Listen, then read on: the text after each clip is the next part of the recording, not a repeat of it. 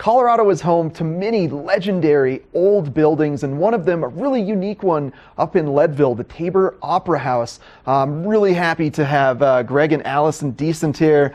You guys just so passionate about the Tabor Opera House. And Allison, tell our viewers a little bit about what makes this such a special building. All right, so the Tabor Opera House was built in 100 days in 1879 by the Silver King Horace Tabor, and he brought all the pieces over from Horse and Buggy, and he built this 700-seated beautiful opera house that was the biggest and best this side of the Mississippi before 1900. And they had performers up there like Oscar Wilde, Buffalo Bill, Harry Houdini, Jack Dempsey. In fact, Jack Dempsey's boxing rings ropes are actually still underneath the stage at the Opera House. It's pretty cool. As far as we know, the house has held performances every year since 1879, which makes the Tabor one of the few continuously operated opera houses from that era. And it's located up in Leadville. And we are attempting to raise funds, $10 million in 10 years at least, to restore this structure. So right now it is known as an endangered structure. Yes, so the structure, it's weathered 140 years of Colorado winters. Yeah, especially up in which Leadville is like, winters in Leadville, too. it's like so much weight of the snow. The Opera House has gone through a few different hands. And the city of Leadville purchased it from the private hands that held it for 60 years back in 2016. And since then, they've launched a campaign to save the Tabor. Colorado's DOLA, the National Park Services, Partners in Preservation, and the city of Leadville have raised the first $2 million to help restore this building. But you know, I mean, it takes a big beating, and it's going to take a lot of money and a lot of people who care to actually help the Tabor become the glory that it once was, because this is a really important building that not a lot of people down here know about, and it is part of our Colorado history and part of our country's history, really. Yeah, and you were saying, so you're a nonprofit organization with the Tabor, so that means when people go to visit a show that are kicking off this weekend, that helps, but can they also donate directly to the organization? Yes, so you can donate directly. It is a 501c3.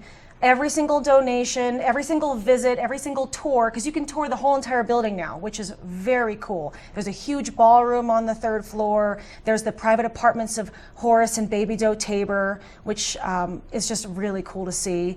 And everything goes towards the restoration of the building. The first thing we're focusing on is restoring the outside. It is crumbling, you know, and we need to make sure the outside is watertight and fixed before we begin fixing the inside and bringing it back to its former glory. And yeah. And finally here, you are starting your annual productions this weekend, right, Greg? Yes, we are. So we have a very diverse lineup this summer. Tomorrow night we open with a live performance by Island Jewel, who is a country blues singer. So you know they'll be dancing in the aisles. Yeah. There will be.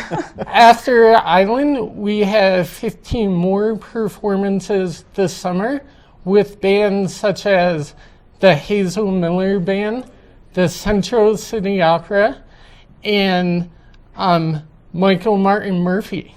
So we have something to offer for everyone. Yeah, and it sounds like a blast, and not just being entertained by the performers, but kind of soaking in the history that you just ran through of the Tabor Opera House. I mean, I'm definitely much more interested in checking it out than I, kind of thought I would be, but that's thanks to all your great information, Allison.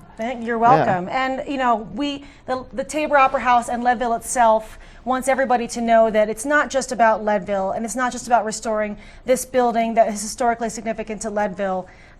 Just as diverse as the performers were back when Horace Tabor was sitting in his box seat, we try to attempt to have just as diverse performers nowadays. So we're trying to bring it back, bring it up, get people interested, get people up there. When you buy tickets, you are helping us restore it. There's now a VIP lounge that's been restored that was the original VIP lounge. And that's really cool because you can pay, extra money and have your own wine, cheese, mingle with the performers. It's very cool. And we want everyone to know that the Tabor Opera House is inclusive and it's for everyone, and it's important and it's significant and it needs help. And if you're interested to learn more, visit the website that is probably scrolling on the bottom of your screen. I'm not sure. It's definitely been up a couple okay, times. it's been up there a couple times.